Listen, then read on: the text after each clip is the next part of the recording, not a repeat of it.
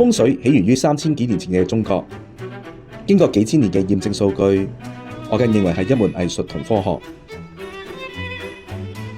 風水設計講求自然、和諧同平衡，必須按照個人八字分析，運用五行生克制化嚟趨吉避凶，唔會抵觸宗教信仰，唔會涉及鬼神論說，以科學五行理論解答風水命理同我哋日常生活之間嘅關係。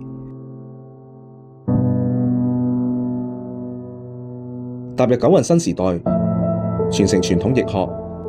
結合現今科學，與時並進，